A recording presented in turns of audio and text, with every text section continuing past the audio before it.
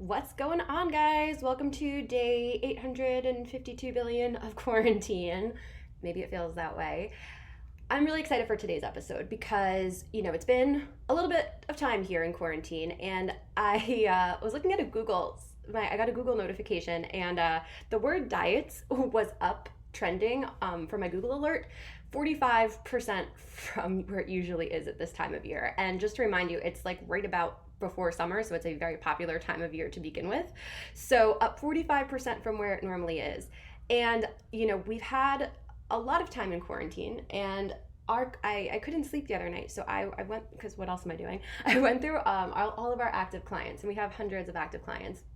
And I wanted to see how many of them were seeing results, how many of them were getting healthier, how many of them were actually able to lose weight in quarantine.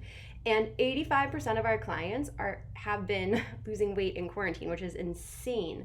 So I was looking at my clients in particular, and I chatted with some of my nutritionistas, and we found that there were a lot of amazing lessons that people were learning and taking away from this quarantine. So I wanted to share them with you because, look, we're going through this one way or another anyway. If you can come out of it with some amazing lessons learned and a silver lining in it, it's better than not, right? If we're gonna go through it, might as well find the positives. So I wanted to share a few really interesting points, that my clients have kind of learned, that we've learned, and hopefully you can, incorporate those into your life and start sharing them right away. And for more tips like this, follow us on the Insta at Nutrishmish. That's NUTRISHMISH. Give us a follow because we're posting fun tips and things like this all the time. All right, so here is number one. This is a very interesting kind of analogy. So you guys, and if you're watching this, if you're listening to this in real time, you know that we've been in quarantine for a long time right now. And let's just say hypothetically, for whatever reason, the government was like, guess what? JK, it's all a joke. We're back to normal. You can go outside, you can go to the bars, you can go to the restaurants, everybody's good. How packed would every bar, every restaurant, every beach, everything be? It would be packed beyond belief. And the reason it would be packed beyond belief is because we were restricted from going to these places for such a long time. Now, if we weren't in quarantine and it was like a random Thursday or a random Friday or a random day, I might go out, I might not go out, take it or leave it. But if I have been in quarantine for months and this is my first opportunity where I'm allowed to go out, you bet your booty I am going out and never coming home, right? So what's interesting is you could see in this little interesting social situation, restriction breeds overindulging. Restriction breeds overdoing it. If we were allowed and it was safe to go out right now, every single person would be running for the bars, they'd be running for the restaurants, they've been running out because we've been restricted. Versus if it were a random Tuesday, a random Thursday, a random day, some people would, some people wouldn't. There wouldn't be any sense of urgency to because you can anytime, anywhere. It's not necessarily special. So what's my point? Now, when you're trying to lose weight, what is the number one thing that people do? They restrict, right? You're like, I'm not eating carbs, I'm not eating cake, I'm not having alcohol, I'm not doing any of these things. And then what ends up happening is you end up overdoing it because whenever you're restricted, it breeds overindulgence, which is crazy. So this is just one little something that has nothing to do with nutrition, but the concept is there. And when you're trying to really create good habits and you're trying to lose weight and you're trying to keep it off, you have to work with human nature. You have to work with the science of your own brain and how humans work. And whenever humans tend to feel restricted, they tend to overdo it. So it's not about restricting, it's just about, finding a balance. I did a little Instagram story, about secrets of nutritionists, and one secret that all of you should know and need to hear is that none of us eat perfectly. And if you talk to a nutritionist that tells you that she or he eats perfectly, they're lying to you. You don't have to eat perfectly to see your results, but maybe take a look at how much unhealthy food and how much entertainment food you're having and maybe cut it back a little bit. But it doesn't have to be so restrictive because whenever you feel restricted, eventually it breeds overindulgence. And that's the philosophy behind almost every diet program out there. So there's a difference between losing weight, right? Any diet will work as far as weight loss goes. It's really more about are you able to be in a position where it's going to stay off? And when you're manipulating your weight, the stat is 95% of people will gain it back within a year, which is dieting. If you're trying to change your habits, it's much different. right? So make sure that you're not going into anything with a restrictive kind of mindset or a restrictive, whatever. It doesn't work long term.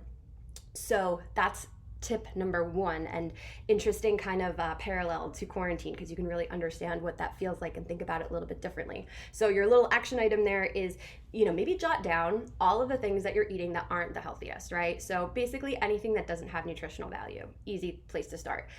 Let's say when you get to the end of the week, and just be honest on it, this is just for you, no one's looking at this, right? So at the end of the week, let's be dramatic, let's say there's 45 things on there, right? So 45 things that aren't healthy. Now get back to 35 for the next week, right? And you're guaranteed to see results that way because it's better than your body's used to.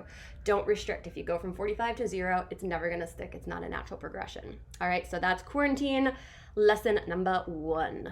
All right, cool.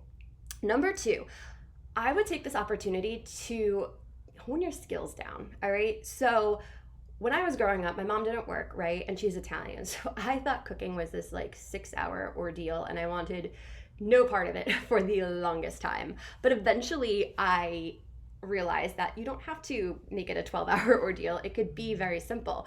But to start to learn how to cook, or to start to learn new recipes, or to start to implement, a habit when, a lot of craziness is going on, it's so much more difficult than when things are kind of calm and still. And I know that we're saying things are calm and still, but a lot of you have kids at home, a lot of you are homeschooling, a lot of you are doing these other things, but your focus is at home right now. We're saving some time with the commute, we're saving some time with when you're at work, being just focused on work. This is a good time to implement some habits. And when you're implementing some new habits, be it like learning new recipes, or you're learning to cook, or, just getting into a good routine as far as like your meal prepping habits go. My routine, which I'm going to do another episode about, I'm going to post my whole entire meal prep routine. I hate the fact that sometimes, like when I first started meal prepping, it took me like a whole Sunday and I was so annoyed about it.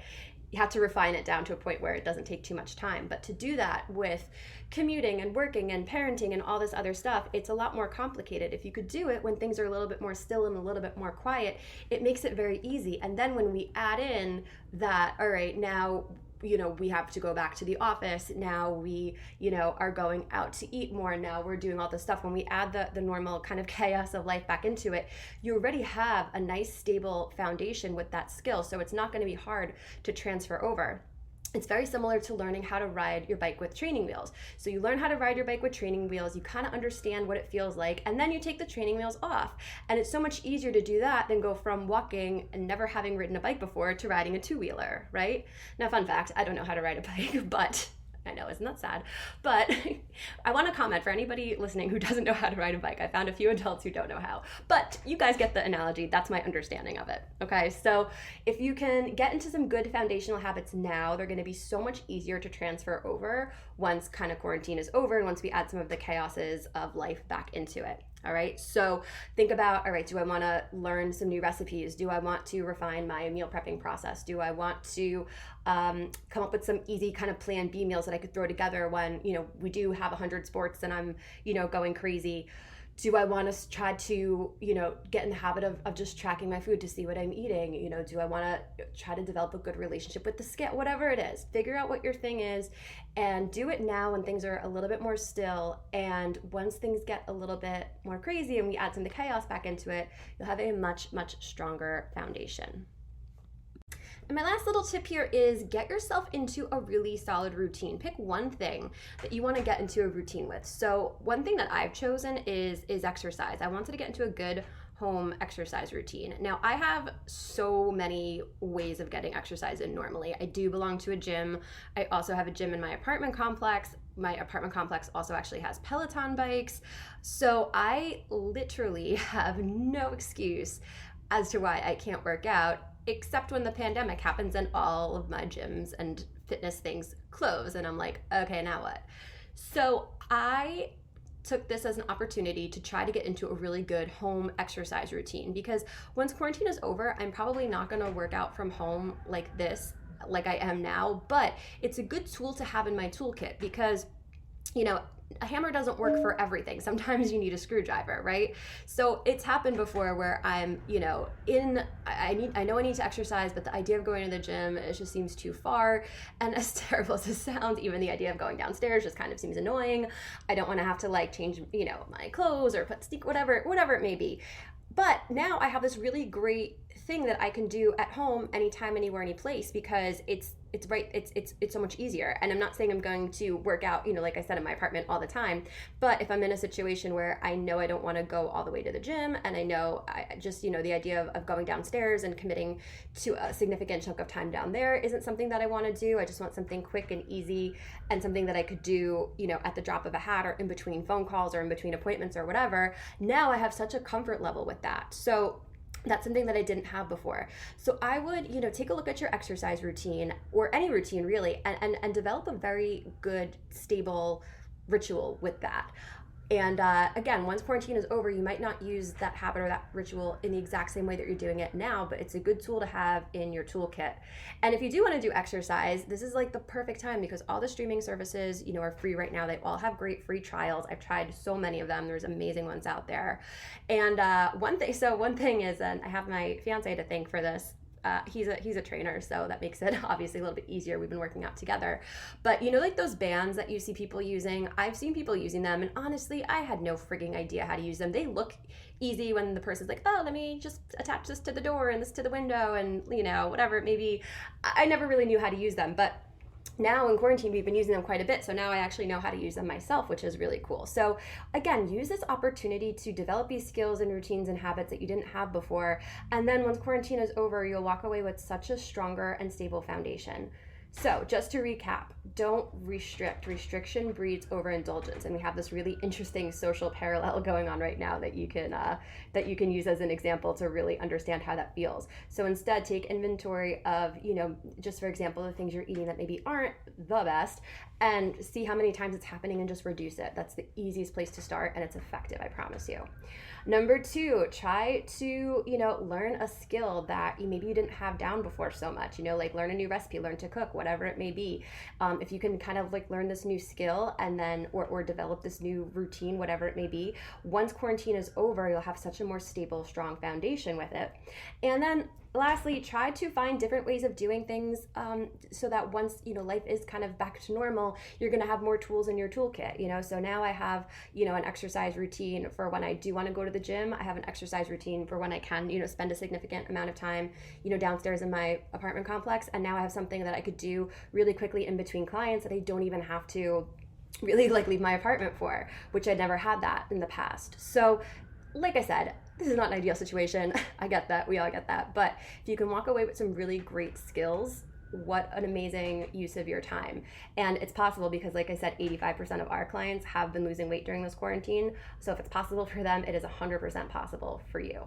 All right. I hope this was helpful. If you enjoyed this podcast, give us a like and subscribe. Give us a good review if you don't mind. And don't forget to follow us on Instagram @NutrishMish. All right. I'll catch you next time. Later.